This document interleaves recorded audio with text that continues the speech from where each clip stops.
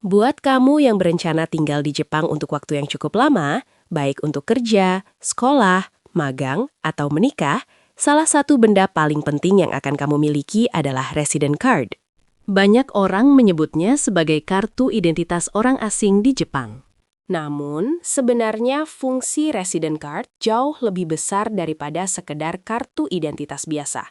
Resident card adalah kartu resmi yang dikeluarkan oleh pemerintah Jepang untuk warga negara asing yang tinggal di Jepang dengan status tinggal jangka menengah atau jangka panjang. Kartu ini menjadi bukti legal bahwa kamu tinggal di Jepang secara sah dan tercatat dalam sistem imigrasi Jepang. Tanpa resident card, kamu akan kesulitan mengurus hampir semua hal penting di Jepang. Mulai dari membuka rekening bank, menyewa rumah, mendaftar asuransi, membuat ponsel, sampai mengurus administrasi di kantor pemerintah. Karena itu, memahami apa itu resident card dan bagaimana cara menggunakannya dengan benar sangat penting bagi siapapun yang tinggal di Jepang. Resident card biasanya diterima saat kamu pertama kali masuk ke Jepang melalui bandara tertentu, seperti Narita, Haneda, Kansai, atau Chubu. Di bandara, petugas imigrasi akan memproses paspor kamu dan langsung menerbitkan resident card. Di kartu tersebut akan tercantum nama, tanggal lahir, kewarganegaraan, jenis visa, masa berlaku, dan foto kamu. Dalam beberapa kasus, jika kamu masuk lewat bandara yang lebih kecil, resident card tidak langsung diberikan. Sebagai gantinya, kamu akan mendapatkan cap di paspor. Dan resident card akan dikirim ke alamat kamu di Jepang setelah kamu mendaftarkan alamat di kantor pemerintah kota. Salah satu fungsi utama resident card adalah sebagai identitas resmi. Di Jepang, kamu wajib membawa resident card setiap saat, terutama saat bepergian. Polisi Jepang memiliki hak untuk meminta kamu menunjukkan resident card jika diperlukan. Tidak membawa resident card bisa menyebabkan masalah, bahkan bisa dikenakan sanksi administratif. Selain sebagai identitas, resident card juga berfungsi sebagai bukti status visa. Di kartu ini tercantum jenis status tinggal kamu, seperti kerja, pelajar, magang, pasangan, atau permanent resident. Ini menentukan apa yang boleh dan tidak boleh kamu lakukan secara legal di Jepang. Contohnya, dengan visa pelajar, kamu tidak boleh bekerja penuh waktu. Dengan visa tertentu, kamu hanya boleh bekerja di bidang tertentu. Semua informasi ini terhubung langsung dengan data di resident card kamu. Resident card juga sangat penting untuk pendaftaran penduduk di kantor pemerintah kota.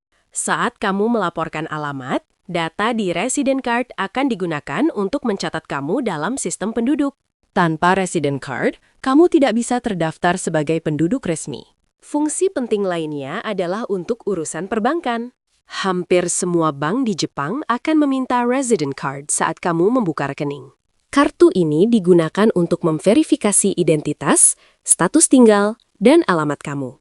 Resident card juga dibutuhkan untuk menyewa rumah. Agen real estate dan pemilik rumah biasanya akan meminta salinan resident card untuk memastikan bahwa kamu tinggal secara legal dan memiliki status tinggal yang sesuai. Untuk urusan pekerjaan, resident card juga sangat penting. Perusahaan akan mencatat data resident card kamu untuk keperluan pajak, asuransi, dan laporan ke pemerintah. Jika masa berlaku resident card kamu habis, kamu bisa kehilangan hak untuk bekerja secara legal. Karena itu, masa berlaku resident card harus selalu diperhatikan. Kamu wajib memperpanjang status tinggal sebelum masa berlaku habis. Proses perpanjangan dilakukan di kantor imigrasi Jepang. Jika kamu terlambat memperpanjang, kamu bisa dianggap overstay, yang bisa berdampak serius pada status tinggal kamu.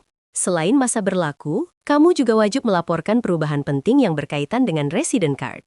Misalnya, jika kamu pindah alamat, kamu harus melapor ke kantor pemerintah kota. Jika kamu ganti pekerjaan, menikah, bercerai, atau mengubah status visa, beberapa perubahan harus dilaporkan ke imigrasi. Resident card juga terhubung dengan sistem My Number. Setelah terdaftar sebagai penduduk, kamu akan mendapatkan My Number, yaitu nomor identitas nasional untuk urusan pajak dan administrasi. Resident card dan My Number sering digunakan bersama dalam berbagai proses resmi. Hal lain yang penting adalah menjaga keamanan resident card. Jangan sampai kartu ini hilang atau disalahgunakan. Jika resident card hilang, kamu harus segera melapor ke polisi dan mengurus penggantian di kantor imigrasi. Bagi banyak orang asing, resident card menjadi simbol bahwa mereka sudah benar-benar tinggal di Jepang, bukan hanya sebagai turis. Kartu ini menandai bahwa kamu memiliki hak dan kewajiban sebagai penduduk asing di Jepang. Namun, penting juga untuk diingat bahwa resident card bukan kartu kewarganegaraan. Resident card tidak membuat kamu menjadi warga negara Jepang. Status kamu tetap sebagai warga negara asing dengan hak dan batasan sesuai jenis visa. Dengan memahami fungsi resident card, kamu bisa menghindari banyak masalah administratif dan hukum. Banyak kasus pelanggaran imigrasi terjadi bukan karena niat buruk, tetapi karena kurangnya pemahaman tentang kewajiban sebagai pemegang resident card. Resident card adalah kunci utama untuk hidup normal di Jepang. Dari hal kecil seperti membeli SIM card, sampai hal besar seperti kontrak kerja dan sewa rumah, semuanya hampir selalu membutuhkan resident card. Karena itu, memperlakukan resident card dengan serius adalah bagian penting di hidup di Jepang. Simpan dengan aman, perhatikan masa berlaku, dan pastikan data kamu selalu diperbaharui.